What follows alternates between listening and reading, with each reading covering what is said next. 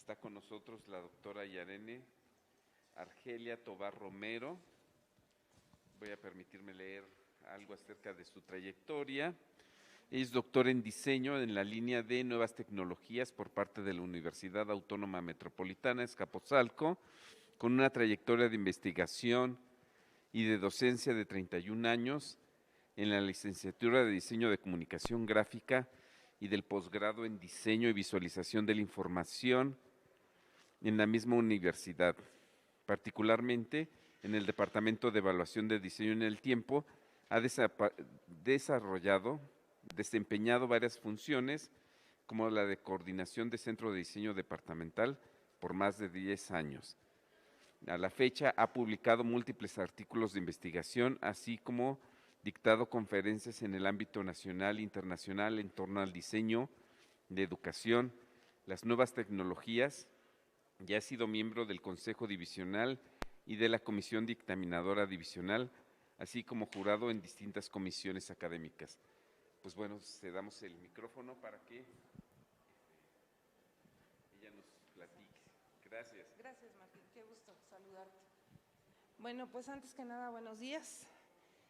Saludo también a la gente que está conectada en línea, se les agradece su participación y bueno, ya tuvieron el favor de presentarme. Les pongo un poquito en contexto. Pues sí, ya son 31 años impartiendo docencia en licenciatura y también ya son algunos años impartiendo una materia muy específica que habla sobre oratoria, entre otras cosas. Y podría parecer en algún momento un poco alejado hasta cierto punto de lo que es el objetivo de este seminario. Sin embargo, me pareció pertinente traerlo a colación por varias razones. Normalmente se les hace ver a ustedes como estudiantes, creo que la mayoría lo son, observaciones como las que hemos venido escuchando, ¿no?, acerca de el contenido, ¿no?, el fondo de sus investigaciones, pero pocas veces se le presta atención al cómo lo dicen. Y eso también es sumamente importante porque creo que estamos pasando por alto ciertos detalles, ¿no? Entonces creo que no está de más ponernos un poquito al tanto. Yo les traigo precisamente una metodología de trabajo al respecto. Creo que les puede ser de utilidad, sobre todo para estructurar sus ideas, para tener algunas pautas de cómo estructurar pues su discurso, cómo abordarlo antes, durante, cómo hacer los cierres, etcétera. Me gustaría empezar con lo siguiente. Ay Dios, se apunta, ahí está. Ok. Bueno, tenemos el contenido que es una introducción. Vamos a hablar de glosofobia, cómo estructurar las ideas que ya mencioné, preparar el discurso, algunos tips y recomendaciones generales y la sesión de preguntas. Me gusta esta frase porque creo que engloba muy bien lo que pretendo. La gente puede olvidar lo que dijiste, pero no cómo los hiciste sentir. Incluso a estas alturas ya de mi vida, que bueno, yo soy mucho mayor que ustedes, todavía recuerdo gratamente mis clases de literatura en la preparatoria. Justo por eso, a lo mejor, no me dejarán mentir, muchos de ustedes ya no recordamos el contenido de la clase como tal, pero sí cómo me hacía sentir el profesor, ¿no? De alguna manera, el trato, la dinámica grupal, etcétera. Entonces, a esa altura podemos llevar nuestros discursos, hacer sentir a la gente y que nos recuerden el tiempo.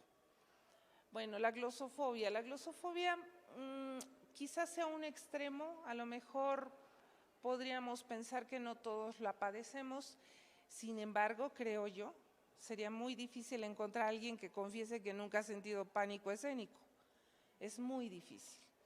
Y más cuando sabemos que la audiencia está todavía más preparada que nosotros. Entonces sí se siente la presión, ¿estamos? Esta se da, es una especie de patología o trastorno de ansiedad social que generalmente se detona en estas circunstancias cuando estamos frente al público.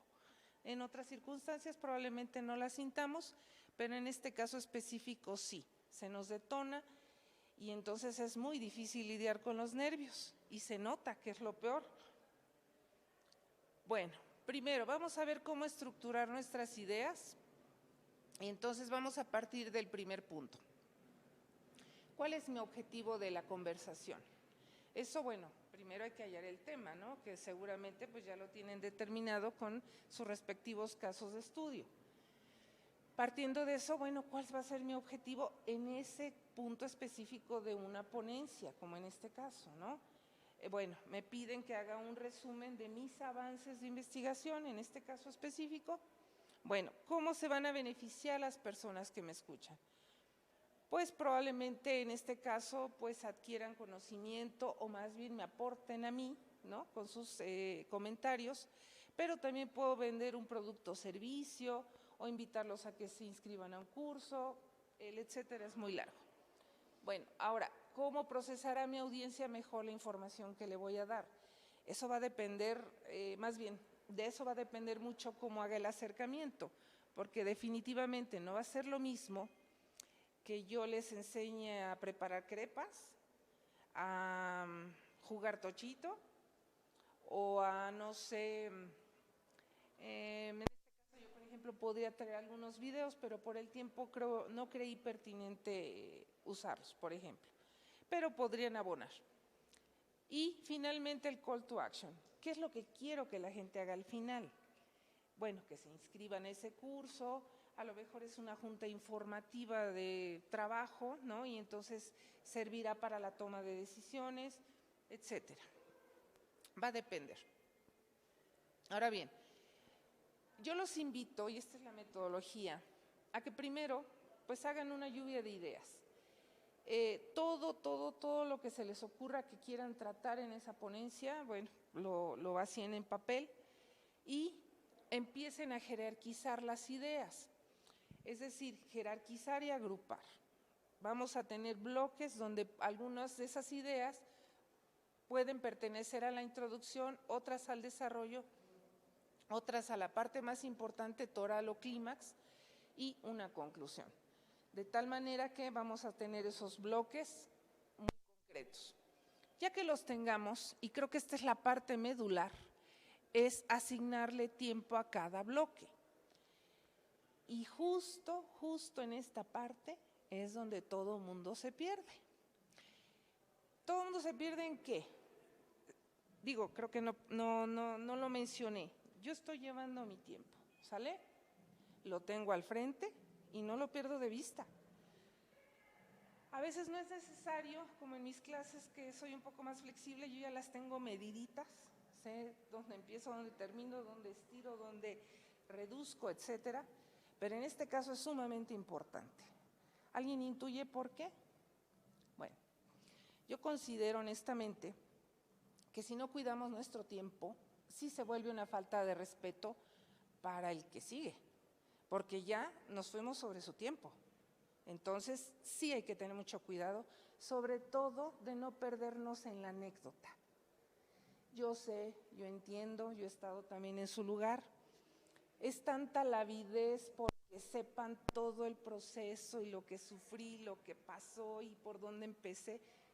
Es normal, es de esperarse. Sin embargo, creo que sí es muy importante tener conciencia de la audiencia, de sus intereses y hasta dónde puedo llegar, ¿sale? Eso no podemos pasarlo por alto. Se recomienda me faltó mencionar esto, crear otra lista de ejemplos y justo de anécdotas, casos, etcétera, datos curiosos. ¿Por qué?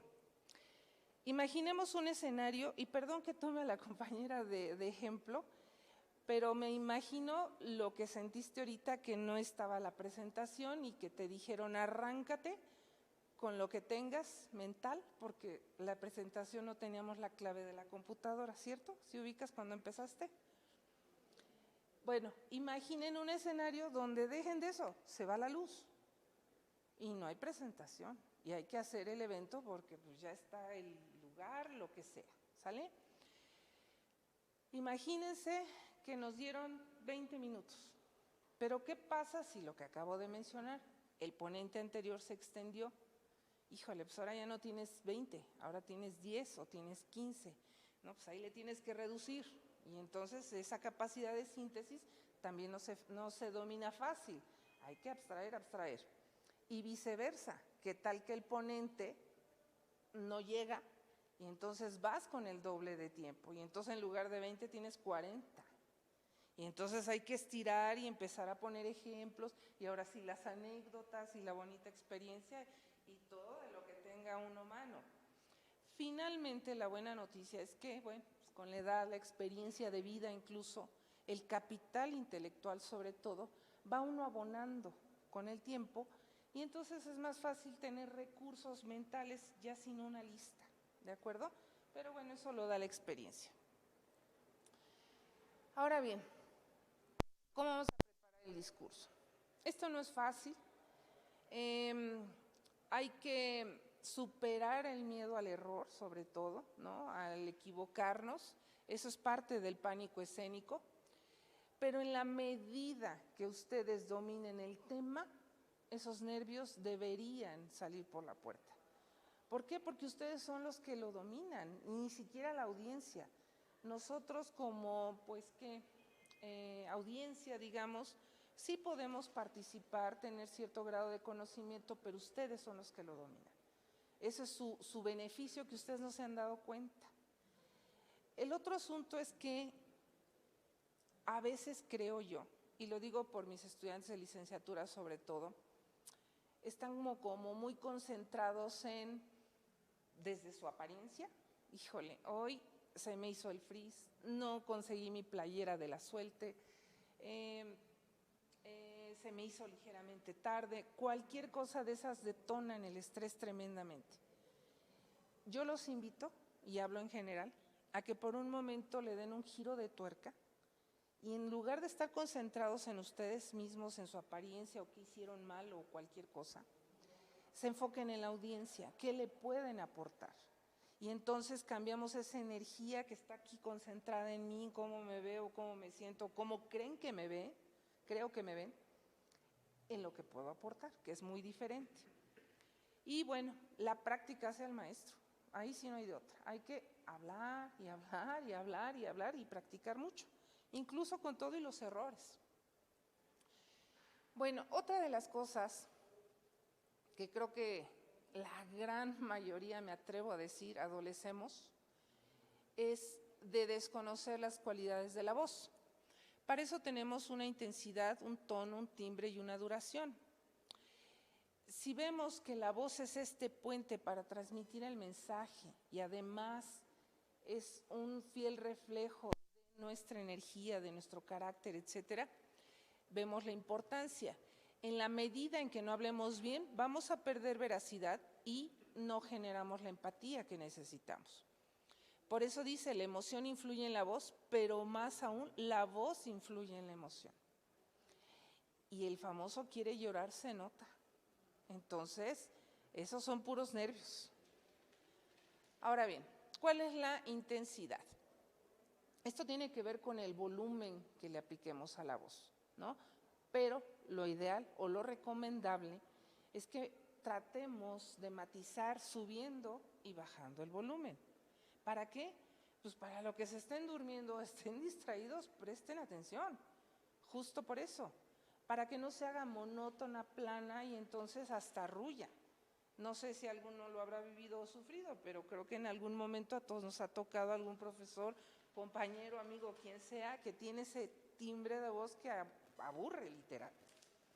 Ok, el que sigue es el tono. Este es un poco más difícil de manejar, pero la idea es que también traten de modular entre graves y agudos, ¿de acuerdo? Les pongo un ejemplo. Margaret Thatcher, la primer ministra inglesa, por años tuvo la voz sumamente aguda, esa es su voz natural.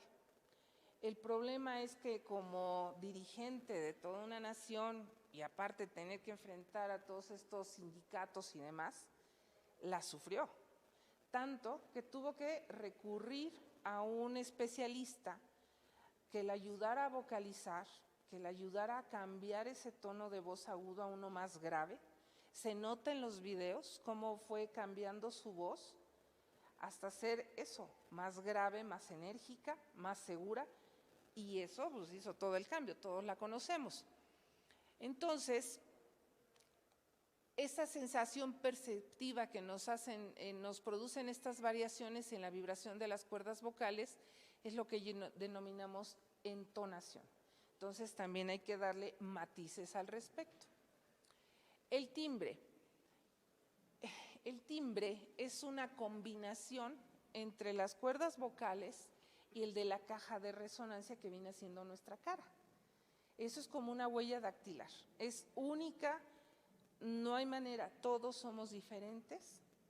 Tenemos distintos tamaños de boca, definitivamente, los músculos faciales, ¿no? Cómo los combinamos. Pero una cosa es cierta, en la medida en que abramos literal más la boca, más fácil va a salir el aire y vamos a proyectar la voz. Y es más fácil que nos escuchen hasta el fondo, aún sin micrófono. Ese es el verdadero reto. Repito, si se va la luz, sin pantalla, sin micrófono, a capela, en todos sentidos, ¿sale? Para eso, bueno, pues hay que calentar la boca y calentar la voz, los músculos faciales. Bueno, y la duración. Esta no es una cualidad acústica, pero sí es importante si se habla lento o se habla rápido. Marca la diferencia. Es decir, lo importante se dice despacio, repito, lo importante se dice despacio, y lo secundario se puede decir rápido, punto. Es más, se puede repetir, que es lo que acabo de hacer. Y si a eso le agregamos ciertas pausas que crean expectativa, también eso ayuda. Todo abona, pero sí hay que matizarla. Ok, vamos a ver los tips y recomendaciones generales. Esto viene desde la noche anterior. Denme un segundo. Me va a perdonar Gerardo que ya no está. Yo tomo lágrimas de alumnos en vidrio, literal. Precisamente por el BPA que acaba de mencionar. Ok, ¿cuál es la posición recomendada? Más bien, lo que no se recomienda. Vamos a ver que hay unas posturas o poses de alto y bajo poder.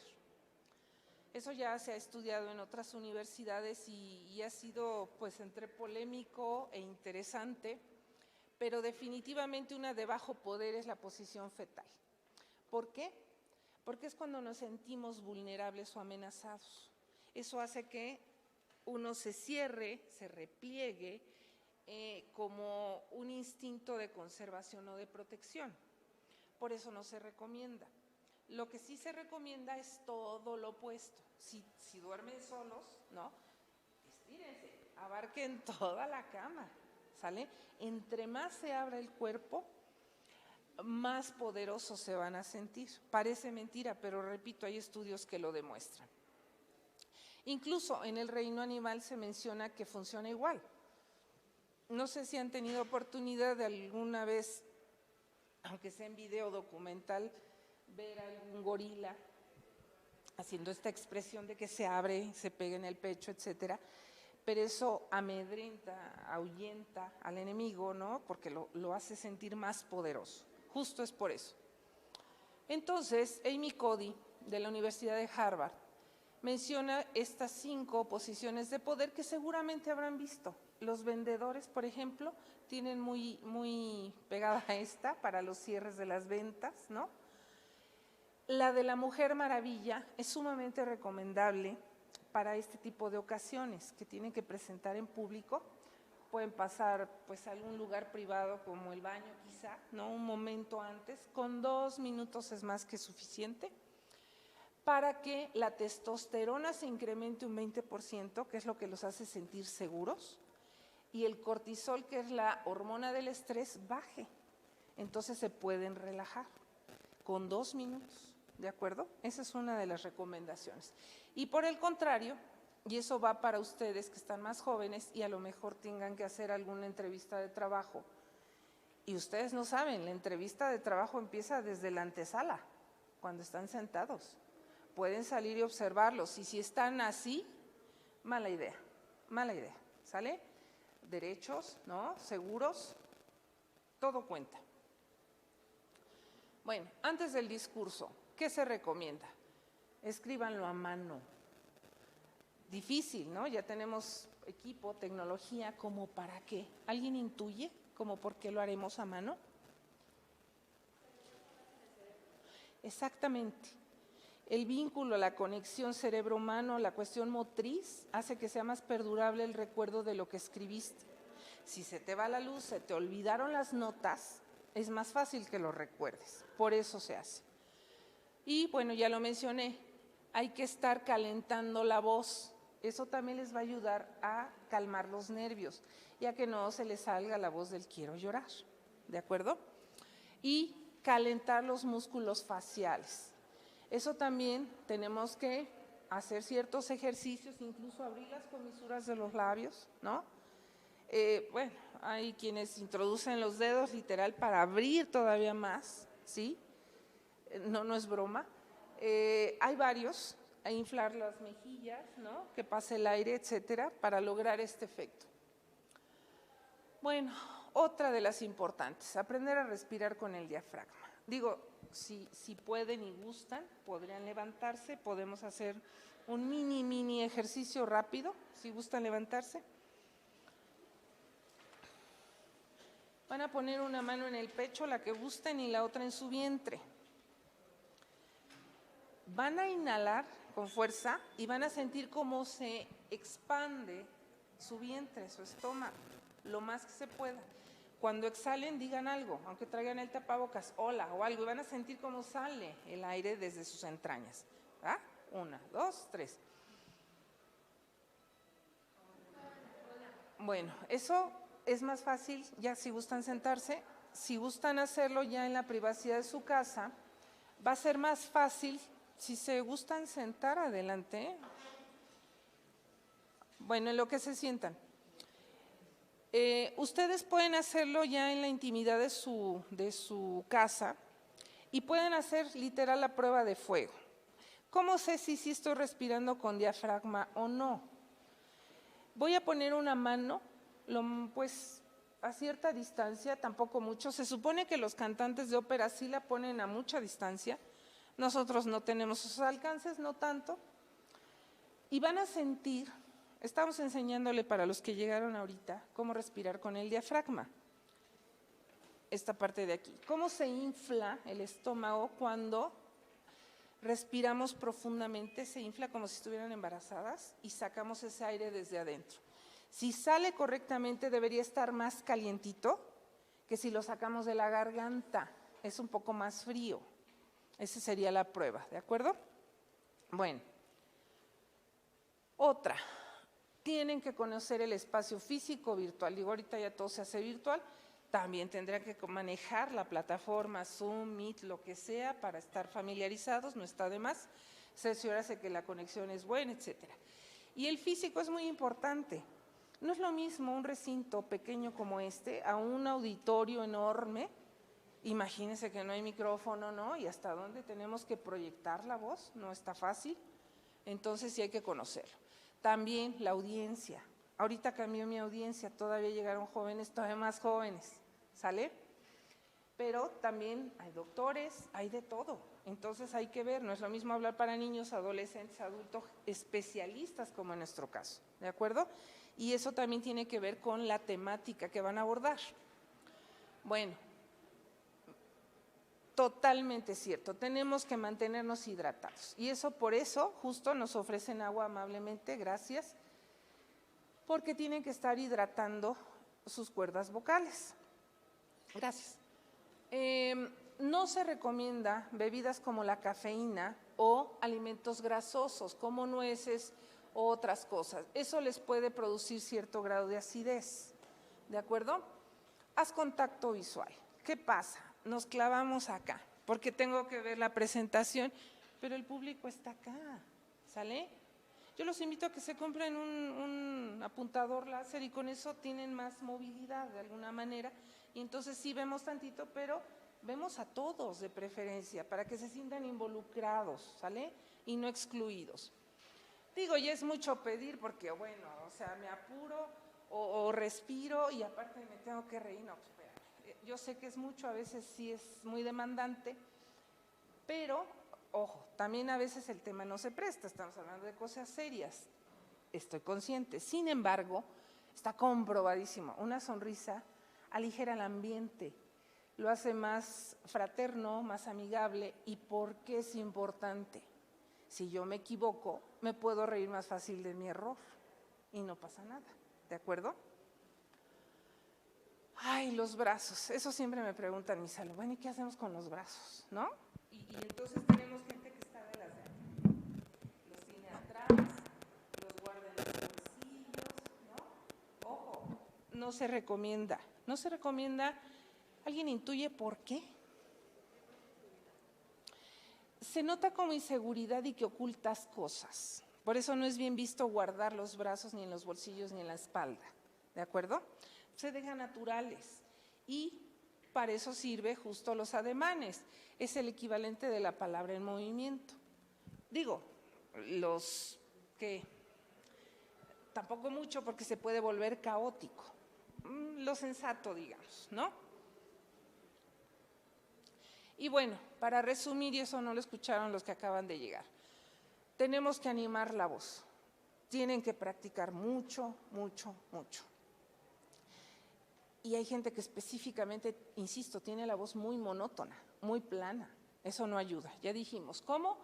Pues vamos a tener que usar distintas inflexiones, hacer énfasis en determinadas palabras o frases, cambiar el tono entre graves y agudos que ya mencioné, variar la velocidad para también captar la atención y hacer las pausas necesarias para también crear expectativa, ¿de acuerdo? Y bueno, si partimos del inicio de que no esperen la perfección, ya estamos del otro lado. ¿Por qué? Todos somos imperfectos, somos humanos. Y todos, no conozco a nadie que no se haya equivocado, que no haya dicho una palabra mal, etcétera. Todos. Otra recomendación, si tienen problemas con ciertas palabras específicas, quítenlas, nadie se va a enterar, no se pongan el pie solos. Hay veces que justo esa palabra, y esa la pongo, no, pues uso un sinónimo, tan simple como eso. O tengo a lo mejor una palabra de difícil pronunciación, pues ni modo, la googleo y cómo se pronuncia en otra lengua. Ah, pues así ya, tan fácil como eso, ¿sale? Facilítense la vida. Y bueno, el famoso llamado a la acción que mencioné al principio tiene que ver, regresamos al inicio, ¿cuál es el objetivo de esta presentación? Vas a invitar a inscribirse a alguien a algún curso, a que compre algún bien o servicio, algún evento, a que tomen decisiones o simplemente tengan conocimiento, como en este caso, ¿de acuerdo? Eso también es sumamente importante. Y ¿qué tal? 26 minutos, ahí estamos. Entonces, gracias por sus atenciones. Y pues no sé si alguien tiene alguna duda, comentario, queja o sugerencia. Bien, es el momento de hacer algún comentario. Bueno, creo que sí, por acá, a ver. Hace tiempo tuve una clase de inglés, bueno, un rato ya, y el profesor venía de Estados Unidos, mexicano. Y pero él siempre recto, siempre así, en todos lados. Y yo le decía, pues relájate, o sea, ¿qué te pasa, no?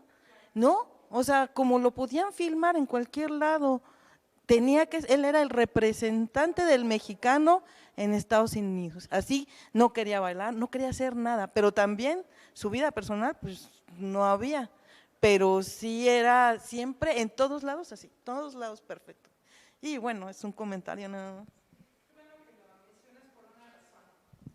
De hecho, le comenté a Osvaldo, mi alumno de maestría, y le dije, te voy a mencionar, por una razón. Cuando cursan conmigo, en licenciatura, posgrado, maestría, doctorado, da igual, tienen la obligación de hacer una presentación en inglés. obviamente al nivel en el que están, ¿de acuerdo? Y la sufren, ¿eh? Y mucho. Déjenme decirles, Osvaldo acaba de hacer una en la Universidad de Veracruz, por eso lo mencioné, le fue muy bien afortunadamente. Él pasó también por mi aula y también lo hizo en su momento en inglés. A lo que va el comentario, independientemente del que menciona amablemente la compañera, yo no sé si ustedes han tenido oportunidad de escuchar a algún extranjero dar su ponencia, ¿sí? ¿En qué idioma la dio? En inglés. En el nativo, claro, qué cómodo, qué cómodo. Pero les digo algo, normalmente esas conferencias se pagan. Yo haría el esfuerzo de hacerlo en el idioma a donde voy. En este caso sería en español. Porque nosotros sí nos vemos obligados a no hacerlo en nuestro idioma nativo. Y además te pregunto, si hubiera sido el caso que él la hubiera hecho en español, seguro lo hubiera hecho mal en algún momento, algo hubiera dicho incorrectamente. ¿Y qué creen? ¿La audiencia hubiera dicho algo? No, hubieran dicho, ay, mi vida, lo dijo mal, o mira, hasta le hubiéramos ayudado, estoy segura. Entonces, ¿por qué nosotros tenemos tanta pena? Es exactamente lo mismo, pero esa pena es una culpa colectiva que tenemos de hablar en público en otro idioma. Si nos quitamos esa pena y entendemos que somos factibles de cometer error, que no es nuestro idioma nativo, pues ya estamos del otro lado. Tan simple como eso. Pero es una cuestión de actitud, ¿de acuerdo? ¿Alguien más había dicho por acá? Yo. Muchas gracias. Gracias, me parece interesante, sobre todo por el hecho de que, como bien dice, luego los ponentes cometemos los mismos errores, que a veces pues no estamos preparados, ¿no?, para hablar en público. Entonces, he visto que hay personas que exponen como si platicaran, como fue el caso de usted ahorita, como si estuvieran platicando, tranquilas, sin problemas.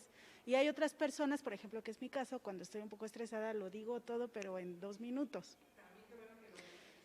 Me he dado cuenta que la mejor forma de expresarse es, sí, dominando el tema, pero aparte, como alternos a ellos, ¿no? O sea, no nada más el tema que vas a exponer, sino pues tener siempre algo extra que aportar más allá de lo que estás diciendo o el tema que vas a exponer. Pero, ¿qué pasa cuando tienes, por ejemplo, un público agresivo? Hablo de, por ejemplo, los políticos. Yo he visto políticos que hablan, nadie les entendió nada, pero les aplaudieron.